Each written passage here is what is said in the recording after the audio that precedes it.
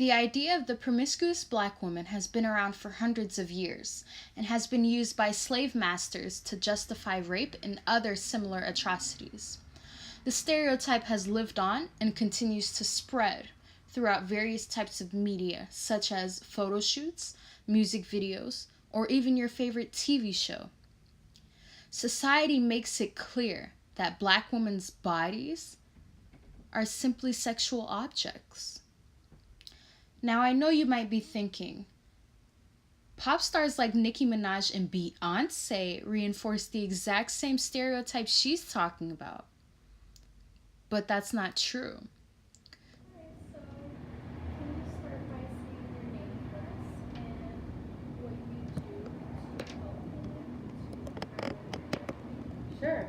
So my name is Raisha Williams, and I'm the owner of Heritage Tea House, the business that we're sitting in right now. One of the ways that I help empower women is that I fight for women's rights. I was one of the speakers for the Women's Day March, and really enjoyed doing that. But what I really tend to focus on is African American women and African American women's rights, which is probably the most underrepresented and most disrespected women when it comes to women's rights. And there's a saying that the black woman is the wheel of America, and as a black woman, I find it to be true. And so my focus has really been on making sure that there's equity and inclusion for black women of color, particularly black women. Right. So I have a few questions for you.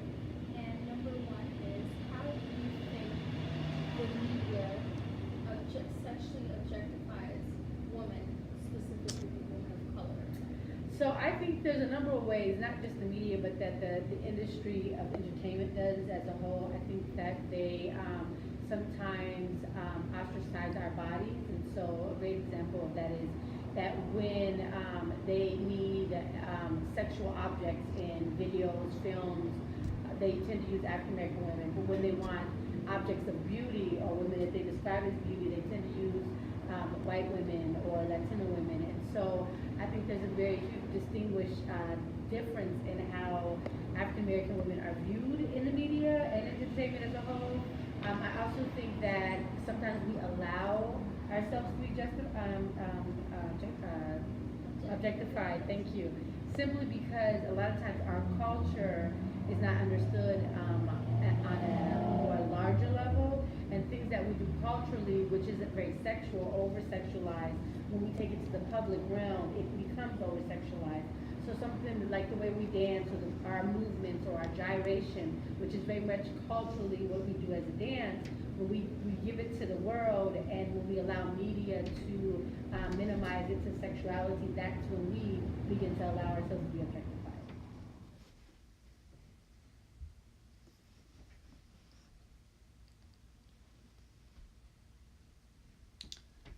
Pop stars like Christina Aguilera, Katy Perry, and Miley Cyrus can be seen filling this exact same promiscuous stereotype. So, why isn't it attributed to the fact that they're white? Double standard yet? During the VMAs, Miley Cyrus is seen acting very rash and twerking provocatively.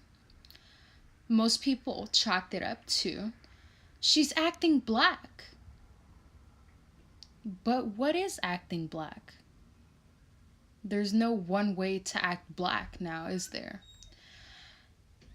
Heavily implying that sexuality being expressed is viewed as inherently a black thing.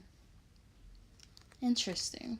Not to mention, in and outside of the black community, young black girls are viewed as fast or too sexual for simply breathing, okay? For just simply existing. Statistics show that black girls are perceived as less innocent than their white peers. I call bullcrap. Now, I know you might be asking, why does this even matter? Well, those harmful stereotypes affect how black women are perceived in society. So what happens when a black woman is sexually assaulted? According to the National Organization for Women, 60% of black girls experience sexual violence by the age of 18. Think about that. Wow. To sexualize and objectify someone against their will is disgusting. But to do the same to a child based on race is not only insidious, but puke-worthy. Black women aren't your sexual commodity. We weren't created for your sexual consumption. We are human beings, just like you. So start treating us that way. We have personalities, we have values. We are complex and multidimensional. So, I advise each and every one of you to start recognizing when and how women of color, specifically black women, are being objectified.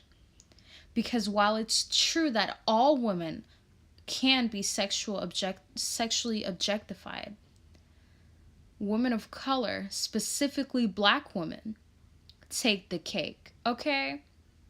I need you guys to start holding each other accountable. And most importantly, listen to me. Listen to us, to our stories, and start shifting the narrative. Because we can't do it alone. Thank you for your time.